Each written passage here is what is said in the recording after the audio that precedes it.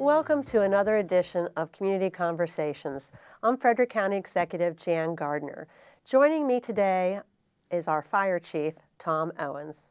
Welcome, Tom. Thank you, Jan. Good to be here. Well, I'm happy that you're here, and I'm happy to use this television program to introduce you to the public who may not know you. So can you start off by sharing a little bit about yourself and your experience in the fire service? Sure, be glad to. Well, I started at age 16 in high school as a volunteer firefighter in Sterling, Virginia, over in Loudoun County, which is where I grew up. And I come from a fire service family. My father's retired firefighter, and I have cousins and uncles, and so I guess there's just this natural connection in my blood that attracted me to this industry, and I began to pursue it at a very young age as a volunteer.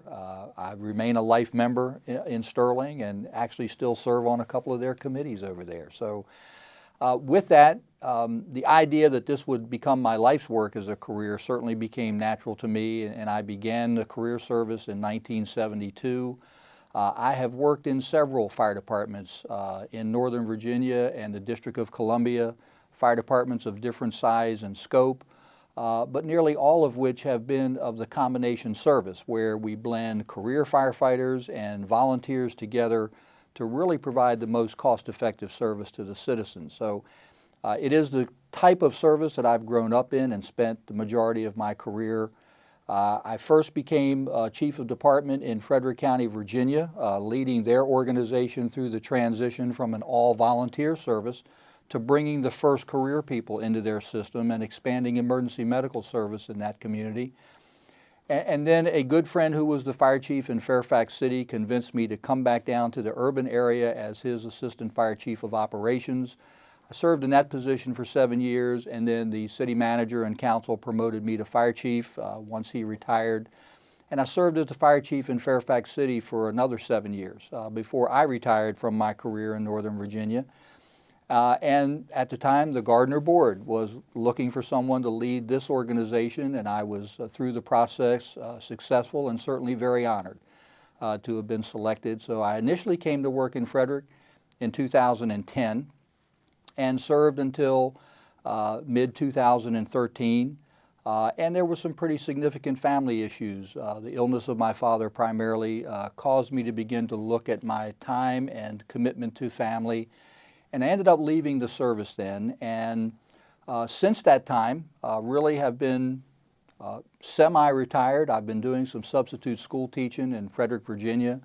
When the call came that you may be interested in looking at a change in leadership in the fire department again, I was certainly very honored to get that call. Obviously, I'm here and certainly very excited to be here to work with what really is a neat little fire department that combines the best of a very solid professional core of career personnel with a very diverse group of volunteers, as we range from responsibilities in downtown Frederick all the way out to the most rural parts of the county and about everything in between in terms of suburban communities that our volunteer and career folks serve.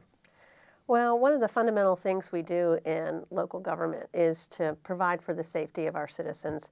So obviously the highest goal is to make sure that we answer the call and we provide the service that's needed to help that citizen, whether it's an emergency call, for a health need, or whether it's for a fire.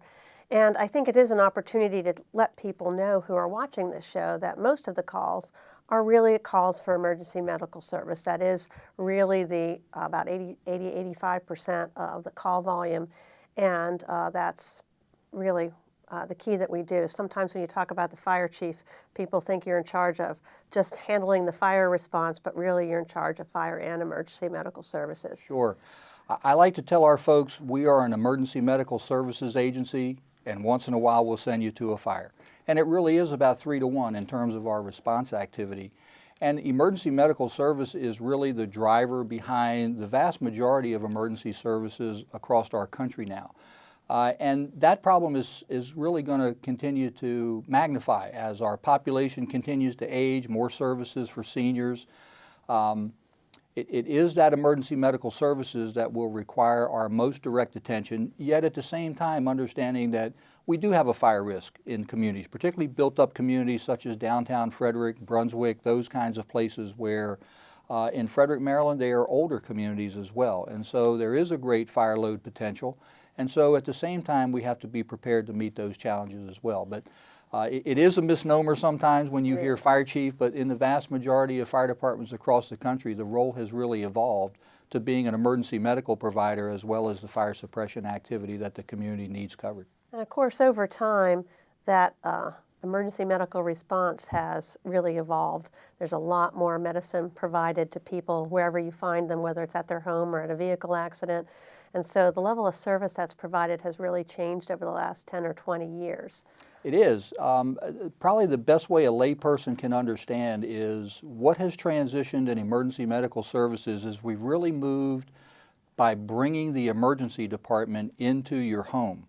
Our advanced life support medical providers and paramedics are some of the most skilled around. Maryland is known internationally for the sophistication and quality of its emergency medical program.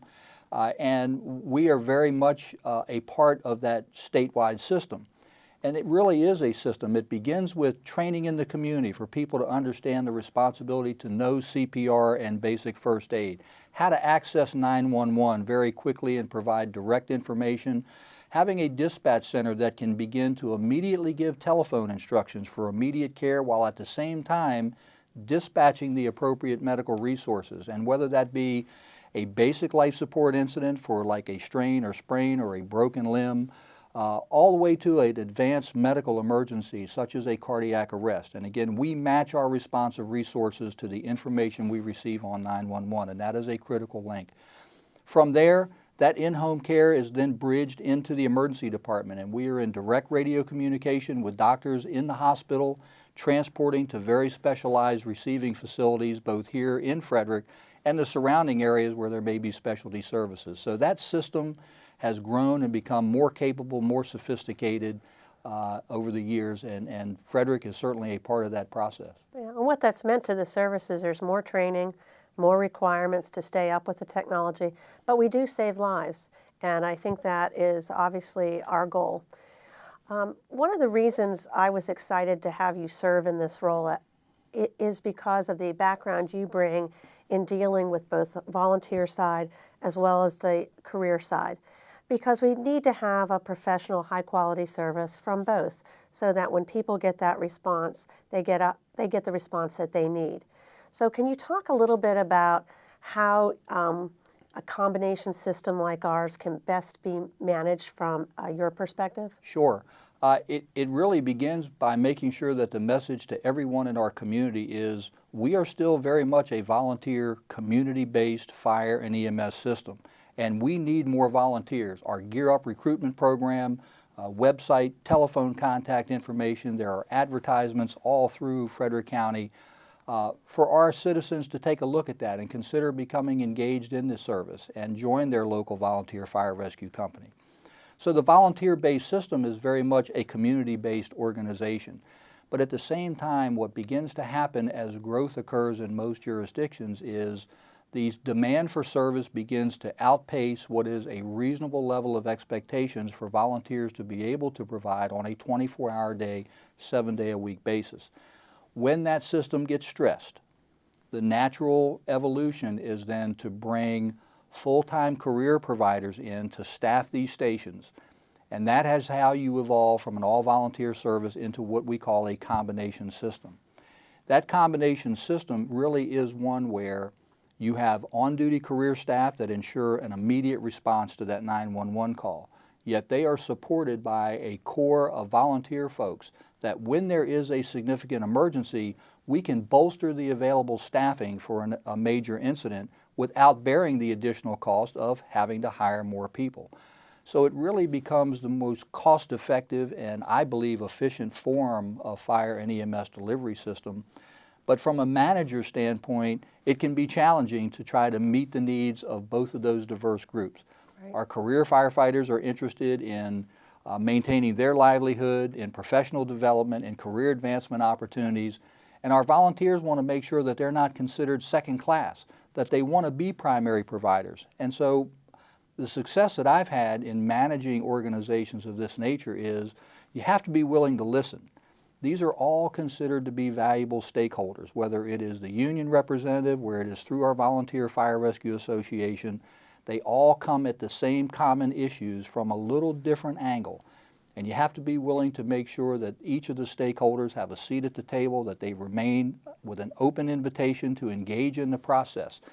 And it is when people start feeling shut out is when you have problems. It grows distrust. It starts to believe that one side is being favored over the other.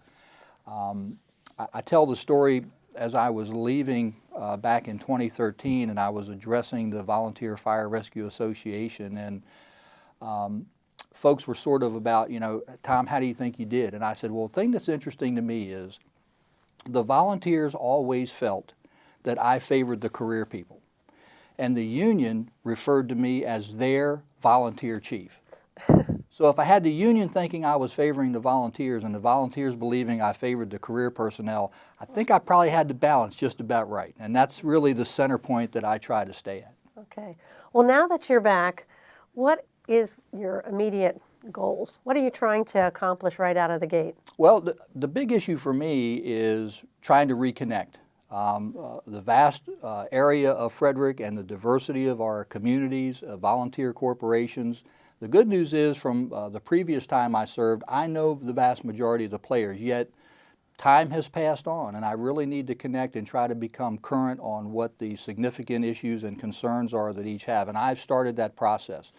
The second thing is the prior administration was doing some very good things. There are some other things that programs and policies that were going on that have me scratching my head a little bit. And so there's this natural effort that I have started to begin to visit each one of those initiatives and look and see whether or not it is keeping with my philosophies of leadership in the combination service, and really to determine whether how the service was proceeding in those areas is the best use of county resources. You know, we still have a budget to maintain. And probably my highest priority right now is to make sure that we are operating efficiently and looking at that budget to see where we can gain the greatest cost savings. Right. Living within this year's budget is an immediate challenge for you. Well, I'm excited that you're back.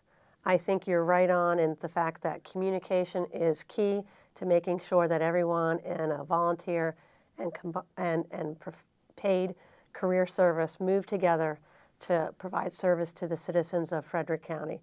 So I want to thank you for being here with us today, for introducing yourself to our viewing audience, and I hope you enjoyed watching this show today, and we'll be back soon with another edition of Community Conversations.